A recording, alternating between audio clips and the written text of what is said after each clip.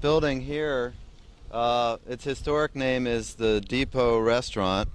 It was built in approximately 1910 or 1909, right around the same time as the train station over there. Started out as a small one-story building. If you look at its brickwork, you can see that it was later expanded, not too much later, however, into a two-story building, and its floor plan was also expanded. Originally owned by a man named R.H. Baker, who passed it to a man named M.M. Ray. Frank Briggs, who Spelled with a G. Griggs, not Briggs. Griggs, yeah. He also owned a hotel, didn't he? Griggs Hotel. He ran it for a while, and in the 50s and through the 70s, I believe, it was the Snappy Service Cafe, familiar to many of us. That's right. Over here is the Lane Hotel, or the Gross Hotel is its historic name. It's an excellent example of the kind of hotels that were built in towns throughout Oregon to primarily relate to train stations, train stop. Later on, it became known as the Lane Hotel. When I came to town in 1969, you could get a room here for $3 a night. And then it became the Palace Hotel, and now it's called the Lane Building, and it includes stores and offices and so forth. This is the area where they used to have the statue with the umbrella and the two cupids and the water coming out. They have a little park in here. Most of you are probably pretty familiar with the Oregon Electric Station. This is the Oregon Electric Railway passenger station, which accommodated the Oregon Electric Railroad. The station was built in, was built in 1914, or completed in 1914. A.E. Doyle was the architect who designed many of the outstanding buildings of that time in Portland.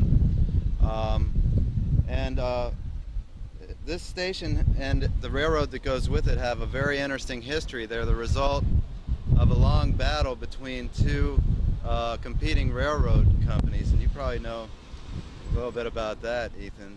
Right. Well, it was a very important thing. I remember the first time I went to Portland when I was about the size of that youngster there. We went on the Oregon Electric from Eugene to Corvallis. The first time I went to the coast, you went on the Oregon Electric to Corvallis, then took the steam train down to Yaquina Bay. But the thing I remember most is when I was about in the second or third grade, and the Liberty Bell came to Eugene. It was right here on the railroad track. They let school out, and they had the city band down here and the mayor and everything, and it was a wonderful thing. We all saw the Liberty Bell with an actual crack in it. And the high school basketball team went back east to play in the national tournament in about 1926 or 27, and they left from here. And I have a picture of us all cheering the basketball team. All right, that'd be a great picture to see.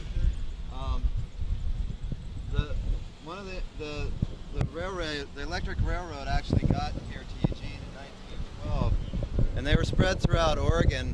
And it's a very interesting example of transportation that we should think about nowadays. It was a clean railroad running on electricity rather than fossil fuels, didn't make much noise, had a statewide passenger network. In fact, up in Portland, the Oregon Electric Railroad even had bought up land outside the city and ran lines out into the country so people could have garden plots next to the railroad and load their produce onto the Oregon Electric Railroad. It's kind of a model for transportation that we forgot soon after in the 1920s, but it does represent a brief time in which public transportation was the dominant mode before the automobile became dominant in our lives. The murals were completed in '43. They are true to the style of the time, which many governments were using over in many forms. A lot of people call this style socialist realism, although I doubt that had much to do with the impulse to put these murals up here, but you find them in every different type of governmental application throughout Europe and the United States in this kind of style, primarily depicting industrial and economic applications, and trying to relate art to economics was a major theme of the time in all governments all over the world during the Depression and shortly thereafter. This is a lasting marvel.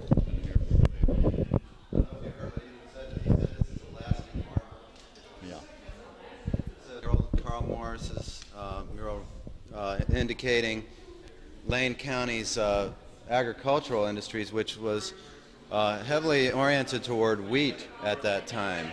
You can see them with the wheat up there. It's been kind of nice to be in this cool space, but we could probably move on. Let's see if Ethan has anything more to tell us about the post office. Ethan, you worked in this. We're doing a period of growth, but the town has been growing ever since. First of all, Ethan, what years were you the postmaster? I was here from 1947 until 1981, and I saw quite a bit of growth, including when I was a kid. I used to bring into the old hotel, which is going to visit here in a few minutes. I used to pick up the newspapers, the Oregon Journal, which came in on the bus. The buses came in the back of the bus station in the back of the hotel. So I'm acquainted with this neighborhood ever since I was able to ride a bicycle. Ethan, is it true that you got your job as postmaster because of your special relationship to Roosevelt and the Democratic Party? No, Harry S. Truman.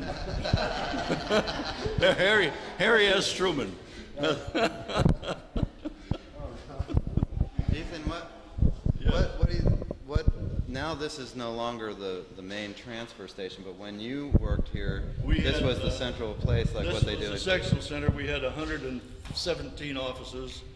We had 1,600 or 1,700 employees, and everything from Harrisburg to the California border emanated here as the postal headquarters. Yes.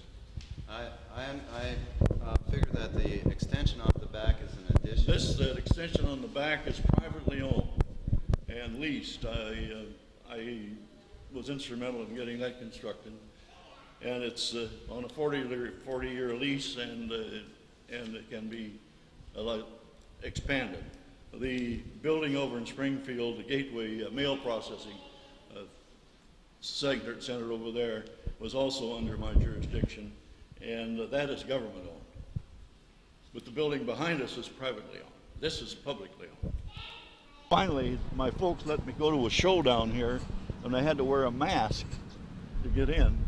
The admission, I think, was 10 cents to the show, but you had to wear a mask, and the influenza was just wiping people out right and left. Terrible. How many seats do you remember the High League having? Oh, it had over 600. Over 600. I remember it being. It had quite a balcony. I remember it being quite a large theater. Right.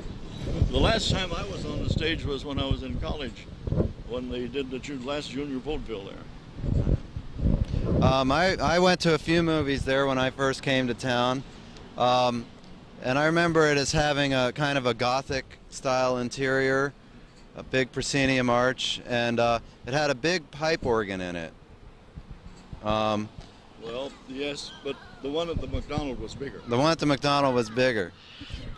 Friends of mine that worked on the demolition of the building told me that the High League had its original hemp rope stage rigging still in the theater. It was known as the Eugene Theater first. And one time they had a very fine manager, and he reduced prices. He was competing with the other people, but at intermission he got a series of fans, and at the popcorn machine he'd put the fans on and point it toward the audience when the popcorn was popped. Have his intermission. Effective marketing. Right. That's right. Nose marketing or something.